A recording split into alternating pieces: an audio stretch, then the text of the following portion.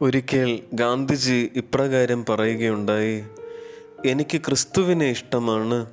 ക്രിസ്തുവിൻ്റെ പ്രബോധനങ്ങളും ആദർശങ്ങളും ഞാൻ വളരെയേറെ ഇഷ്ടപ്പെടുന്നു. എന്നാൽ ക്രിസ്ത്യാനികളെ എനിക്കിഷ്ടമില്ല. കാരണം അവർ പുറമെ അധരം കൊണ്ട് ക്രിസ്ത്യാനികൾ, ക്രിസ്തു ശിഷ്യർ എന്നൊക്കെ പറയുന്നു. എന്നാൽ അവരുടെ ജീവിതങ്ങളിൽ ക്രിസ്തു പഠിപ്പിച്ച കാര്യങ്ങൾ അവർ പ്രാവർത്തികമാക്കുന്നില്ല. വചനയാത്രയിലൂടെ ക്രിസ്തുവിനെ അനുഭവിച്ചറിയുന്ന പ്രിയ ശ്രോതാക്കളെ, ഇന്ന് തിരുസഭാ മാതാവ് നമുക്ക് ധ്യാനിക്കാനായി നൽകുന്നത് മർക്കോസിൻ്റെ സുവിശേഷം 9-ാം അധ്യായം 14 മുതൽ 29 വരെയുള്ള വചനഭാഗങ്ങളാണ്.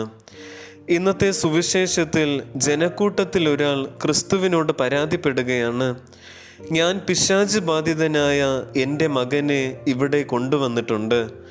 എന്നാൽ അവനെ സുഖപ്പെടുത്താൻ നിന്റെ ശിഷ്യന്മാർക്ക് സാധിച്ചില്ല.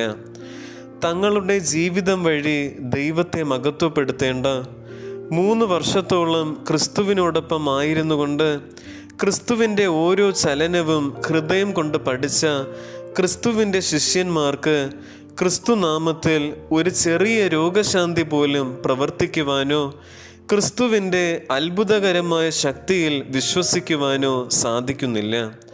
ക്രിസ്തു അവരോട് ചോദിക്കുന്നുണ്ട്: വിശ്വാസമില്ലാത്ത തലമുറയെ, എത്ര നാൾ ഞാൻ നിങ്ങളോട് കൂടെ ഉണ്ടായിരിക്കും? എത്ര നാൾ ഞാൻ നിങ്ങളോട് ക്ഷമിച്ചിരിക്കും?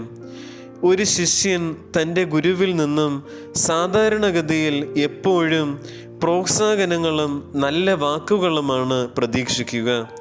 ക്രിസ്തുവിൻ്റെ ശിഷ്യരും ക്രിസ്തുവിൽ നിന്നും അത്തരം വാക്കുകളാണ് പ്രതീക്ഷിച്ചത്.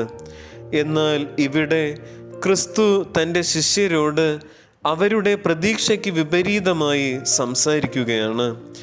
ഈ വചന സന്ദേശം കേട്ടുകൊണ്ടിരിക്കുന്ന നമ്മളെല്ലാവരും തന്നെ ക്രിസ്തുവിൻ്റെ ശിഷ്യരാണ്.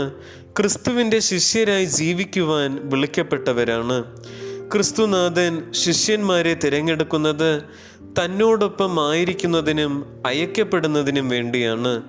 തന്നോടൊപ്പം ആയിരിക്കുക എന്നതുകൊണ്ട് അർത്ഥമാക്കുന്നത് നിരന്തരം പ്രാർത്ഥനയിൽ ദൈവ സാന്നിധ്യത്തിൽ ആയിരിക്കുക എന്നതാണ്. അയക്കപ്പെടുക എന്നതുകൊണ്ട് അർത്ഥമാക്കുന്നത് വചനം പ്രസംഗിക്കാനും പിശാചുക്കളെ ബഹിഷ്കരിക്കുവാനും ക്രിസ്തുനാമത്തിൽ മറ്റുള്ളവർക്ക് നന്മ ചെയ്യുവാനുമാണ്. എന്നാൽ നമ്മളിൽ പലരും ക്രിസ്തുവിൻ്റെ മഹത്വത്തിൽ ക്രിസ്തുവിനോടൊപ്പം ആയിരിക്കുന്നവർ മാത്രമായി ചുരുങ്ങിപ്പോവുകയാണ്. നമ്മുടെ ചിന്ത ക്രിസ്തു തരുന്ന അനുഗ്രഹങ്ങളും ദാനങ്ങളും മാത്രം മതി എന്നതാണ്. രൂപാന്തരീകരണ സമയത്ത് പത്രോസ് ക്രിസ്തുവിനോട് പറയുന്നത് പോലെ നമുക്കിവിടെ ആയിരിക്കുന്നത് നല്ലത്. നമുക്ക് 3 കൂടാരങ്ങൾ നിർമ്മിക്കാം. 1 നിനക്ക്, 1 മോശയ്ക്ക്, 1 ഏലിയാക്ക്.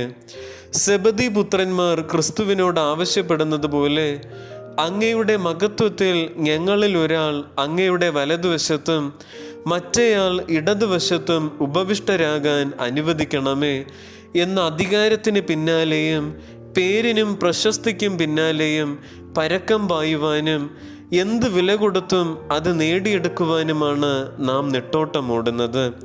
ക്രിസ്തുവിനായി സഹനങ്ങൾ ഏറ്റെടുക്കുവാനോ നൊമ്പരങ്ങൾ സഹിക്കുവാനോ ആരൊക്കെ എന്ത് പറഞ്ഞാലും ക്രിസ്തുവിനായി ഞാൻ ഇപ്രകാരം ജീവിക്കും എന്ന നിശ്ചയദാർഢ്യം ജീവിതത്തിൽ പ്രാവർത്തികമാക്കുവാനോ നാം മുൻപോട്ട് വരാറില്ല.